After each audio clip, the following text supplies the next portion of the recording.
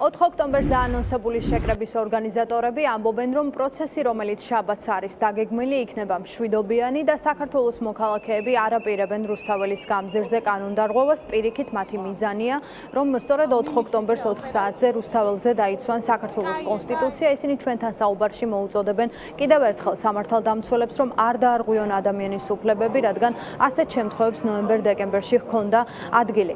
ორგანიზატორები გვეუბნებიან, რომ ეს იქნება 300 დღიანი პროტესტის კულმინაცია. 4 ოქტომბერს დაიწყება და 4-შივე დასრულდება სასურველი შედეგით და ისინი ასევე ხელისუფლების განცხადებებში ხედავენ განწყობას, შიშს საქართველოს მოქალაქეების პროტესტისა და პატა ბურჭულაძე, მურთა ზოდელავა ამბობენ, რომ ქართულ ოცნებას სწორადაც ეშინია, რადგან საქართველოს მოქალაქეები აპირებენ, რომ ქვეყნის ევროპული მომავალი დაიცვან სწორედ რუსთაველის გამზირზე და მათი სასურველი შედეგით დასრულდება 4 ოქტომბერს მათი შეკრება.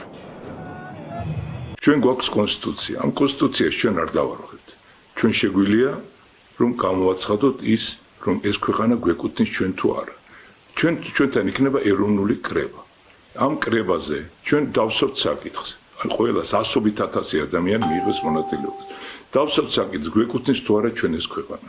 მე დარწმუნებული ვარ, ყველა იტყვის კი.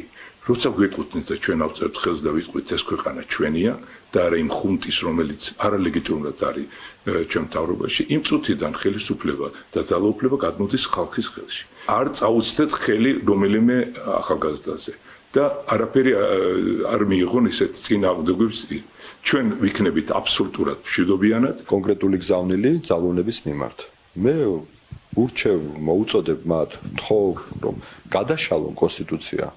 საქართველოს კონსტიტუცია, რომელიც არის სახელმძღვანელო ჩვენი სახელმწიფოს მათი თითოეული მათგანის, ისე როგორც საქართველოს მოქალაქეების და გვაჩვენონ, მიგვითითონ თუ სადმე კონსტიტუციაში არის მოხსენიებული ბიძინა ივანიშვილი. ან ოლიგარქი, ან დიდი ფულის პატრონი.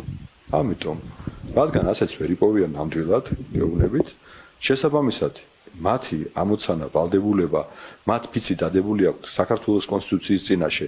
კონსტიტუციაში წერია ქართველი ხალხი და არა ოლიგარქი, ან ბიძინა ივანიშვილი. ისინი უნდა მოიმსახურონ საქართველოს კონსტიტუციას ქართველ ხალხს და არა ბიძინა ივანიშვილს. მე პირადად და ძალიან ბევრი ადამიანი, 100,000-ობით ადამიანი საქართველოში 4 ოქტომბერს აღვიქვამს, როგორც აი ამ 300 დღიანი უწყვეტი პროტესტის ღვიძლ შვილს.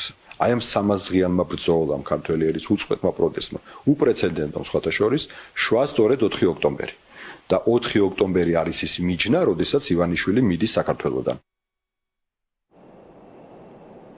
4 ოქტომბერს დაანონსებული შეკრების შესახებ ჩვენ ეს დღე შეგვიძლია ასე წარმოვიდგინოთ. რუსთაველის გამზირზე ორგანიზატორები ელოდებიან საქართველოს მოქალაქეებს 4 საათიდან.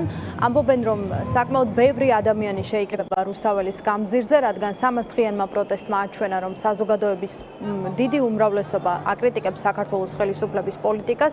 ამას უწოდებს პატა ბურჭულაძე ეროვნულ კრებას.